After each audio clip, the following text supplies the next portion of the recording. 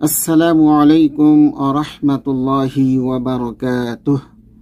আলহামদুলিল্লাহি ওয়াহদাহ ওয়াসসালাতু ওয়াসসালামু আলা মান লা নাবিয়্যা বা'দাহ, আম্মা বা'দ। সম্মানিত দর্শক শ্রোতা, আলোচনার বিষয় হচ্ছে মা'না লা ইলাহা ইল্লাল্লাহ। লা ইলাহা ইল্লাল্লাহর অর্থ লা ইলাহা ইল্লাল্লাহ। এ সংক্ষিপ্ত বাক্যটি দ্বীনের ভিত্তি ও বুনিয়াদ। ইসলাম ধর্মে এর রয়েছে বড় মর্যাদা ও মহান তাৎপর্য। এটি ইসলাম ধর্মের 5টি মৌলিক বুনিয়াদ সমূহের সর্বপ্রথম বুনিয়াদ এবং ঈমানের সর্বোচ্চ শাখা। সৎ কার্য আল্লাহর দরবারে গৃহীত হওয়া না হওয়া এ কালিমার মৌখিক স্বীকার, এর অর্থ জানা এবং তদনুযায়ী আমল করার উপর নির্ভর করে। এ বাক্যটি সঠিক ও বিশুদ্ধ অর্থ, যার দ্বিতীয় কোনো ব্যাখ্যার অবকাশ নেই, আর তা হল আল্লাহ তাআলা ব্যতীত সত্য কোনো মাবুদ বা উপাস্য নেই। এই বাক্যটির 2টি অংশ রয়েছে। এই বাক্যটির মধ্যে 2টি রুকুন রয়েছে। এক, নফি লা ইলাহা, এটি নেতিবাচক বা অস্বীকৃতিমূলক অংশ। এতে প্রত্যেক বস্তুর উপাস্য বা মাবুদ হওয়ার যোগ্যতাকে অস্বীকার করা হয়েছে।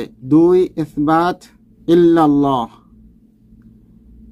এটি ইতিবাচক অংশ, যাতে শুধুমাত্র এক ও এককভাবে আল্লাহর জন্যই মাবুদ হওয়ার উপযুক্ত তাকে দৃঢ়ভাবে স্বীকার করা হয়েছে, যার নেই কোনো শরীক অংশীদার। অতএব আল্লাহ তাআলা ব্যতীত কারো ইবাদত করা যাবে না, অর্থাৎ সর্বপ্রকার ইবাদত একমাত্র আল্লাহ তাআলার জন্য খাস, একমাত্র আল্লাহ তাআলার জন্যই করতে হবে, অন্য কাহারও জন্য করা যাবে না। লা ইলাহা ইল্লাল্লাহর মাহাত্ম্য। এ কালেমার অনেক উচ্চ মর্যাদা ও মাহাত্ম্য রয়েছে এবং বিপুল সুফল রয়েছে। তার মধ্য থেকে কয়েকটি মাহাত্ম্য আলোচনা করছি।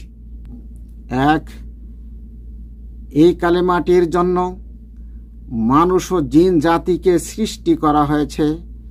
মহান আল্লাহ তাআলা বলেন, ওয়ামা খালাকতুল জিন্না ওয়াল ইনসা ইল্লা লিয়াবুদুন। আমি জিন ও মানুষকে অন্য কোনো উদ্দেশ্যে সৃষ্টি করি নাই, কেবল এজন্য সৃষ্টি করেছি যে তারা আমারই ইবাদত করবে। সূরা আয-যারিয়াত আয়াত 56। 2, তাওহীদবাদী জাহান্নামীকে জাহান্নামে চিরস্থায়ী হতে দিবে না।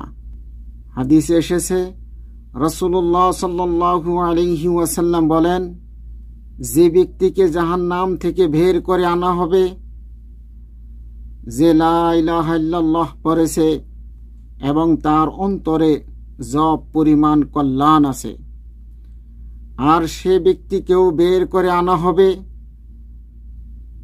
যে এই বাক্যটি পড়েছে এবং তার অন্তরে গম পরিমাণ ঈমান আছে, এবং সে ব্যক্তিকেও বের করে আনা হবে যে এই বাক্যটি পড়েছে এবং তার অন্তরে অনুপরিমাণ কল্যাণ আছে।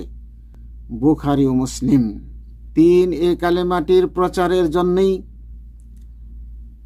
যুগে যুগে রাসূল প্রেরিত হয়েছেন, অবতীর্ণ হয়েছে আসমানি কিতাব সমূহ।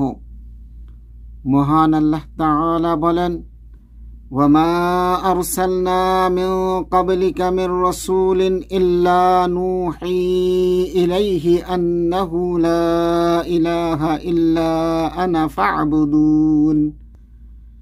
আমি তোমার পূর্বে যে রাসূলই প্রেরণ করেছি তার প্রতিও এই ওহী নাজিল করেছি যে আমি ছাড়া সত্য কোনো উপাস্য নেই, অতএব তোমরা আমারই ইবাদত করো।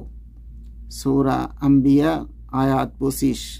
মহান আল্লাহ তাআলা আরো বলেন, ওয়ালাকাদ বা'আসনা ফি কুল্লি উম্মাতির রাসূলান আন ই'বুদুল্লাহা ওয়াজতানিবুত তাগুত। আল্লাহর ইবাদত করার এবং তাগুতকে বর্জন করার নির্দেশ দেওয়ার জন্যে আমি তো প্রত্যেক জাতির মধ্যেই রাসূল পাঠিয়েছি। সূরা আন-নাহল আয়াত 36। 4, এই কালেমাটির সমস্ত রাসূলগণের দাওয়াতের এক অভিন্ন বিষয় ছিল তারা সকলেই এর দিকে আহ্বান করে স্বীয় জাতিকে বলতেন, ইয়া কওমি ইবুদুল্লাহা মা লাকুম মিন ইলাহিন গায়রুহ। হে আমার জাতির লোক, হে আমার সম্প্রদায়ের লোক, আল্লাহর ইবাদত করো, তিনি ছাড়া তোমাদের আর কোনো সত্য মাবুদ নেই। সূরা আল-আরাফ আয়াত 73। সম্মানিত দর্শক শ্রোতা, আমরা লা ইলাহা ইল্লাল্লাহর অর্থ ও তার তাৎপর্য সম্পর্কে জানলাম। আমরা এই কালেমার অর্থ বুঝে এই কালেমার দাবি অনুযায়ী আমরা আমাদের জীবনকে পরিচালিত করি। জীবনের প্রতিটি ক্ষেত্রে একমাত্র আল্লাহর ইবাদত বন্দেগী করার জন্য নিজেকে নিয়োজিত করি। যাবতীয় শিরক থেকে দূরে থাকি, যাবতীয় অপরাধ গুনাহ থেকে দূরে থাকি। আল্লাহ তাআলা আমাদের সকলকে এই কালেমার মর্ম বুঝার তৌফিক দান করেন। আল্লাহুম্মা সাল্লি ওয়া সাল্লিম আলা নবিয়িনা মুহাম্মদ।